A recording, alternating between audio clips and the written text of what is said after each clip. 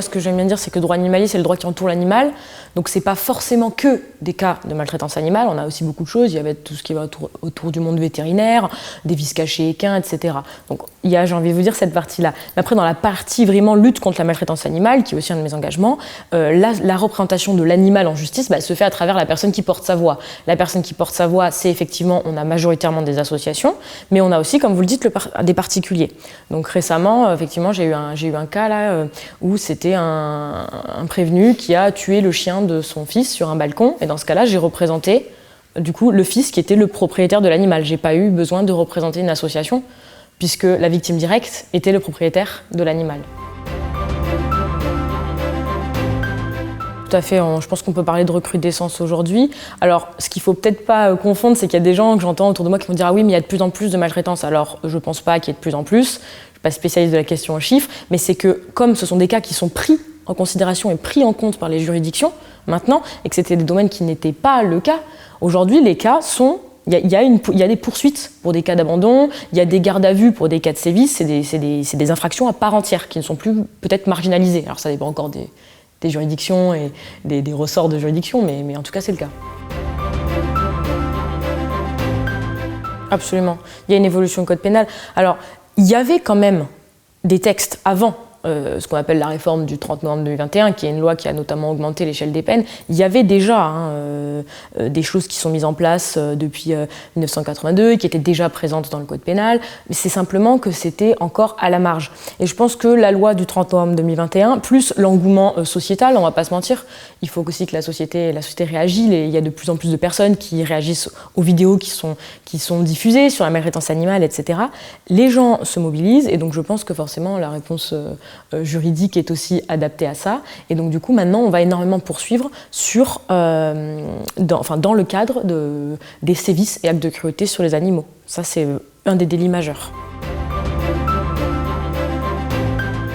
Dans le cadre de la procédure, il faut qu'on ait des procédures qui soient béton, c'est-à-dire des vidéos, des photos, des identifications d'animaux.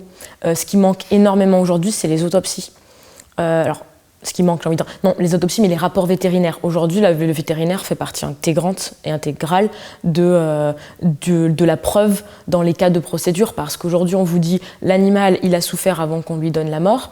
Si vous avez aucune trace, parce qu'on le sait, par exemple un chien il a des poils, on va pas forcément voir les brûlures en dessous. Donc si on n'a pas aujourd'hui de certificat vétérinaire, on n'a pas de compte rendu, l'avocat de la défense il va vous plaider, du coup on est juste sur de la maltraitance, on n'est pas sur des sévices, on n'a pas de preuves.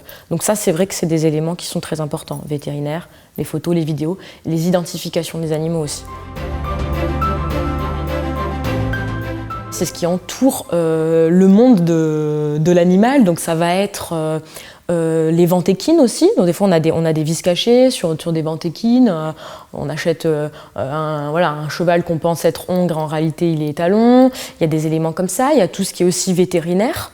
Des particuliers qui ont vu, alors ça peut être dans les deux sens, le particulier qui a vu une faute d'un professionnel vétérinaire et qui du coup a besoin d'une aide, d'un avocat, d'un conseil, mais également l'inverse aussi, un professionnel vétérinaire qui va avoir besoin. C'est également des élevages qui ont besoin de voir leur contrat mis en conformité avec la législation. On retrouve tous ces éléments et je pense qu'il y en a encore d'autres à découvrir, mais je pense qu'il y a une dimension un peu plus lointaine. Les associations aussi qui parfois ont des animaux exotiques, donc on se retrouve en marge avec du droit administratif et des conformités avec la DDPP, Direction départementale de la protection de la population. On a déjà des armes. Mais par contre, ce qu'il faut aujourd'hui, moi j'ai tendance à dire qu'il y a un problème sur l'exécution aujourd'hui, notamment des peines. Donc une des peines qui est mise en place, c'est une des peines complémentaires depuis la loi du 30 novembre 2021, on a le stage de sensibilisation à la protection animale, mais on a aussi l'interdiction de détenir un animal.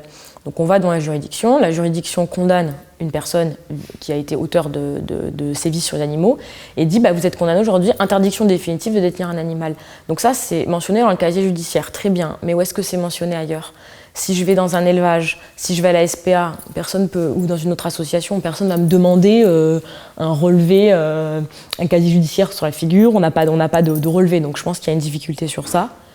Et aujourd'hui, on travaille aussi sur un projet vis-à-vis des animaux qui se retrouvent seuls lorsque les maîtres sont placés dans des hospitalisations forcées, des accidents de la route, tout ce qui est en fait un petit peu mesure d'urgence avec un animal qui est du coup laissé seul. Donc il y a encore des zones en friche.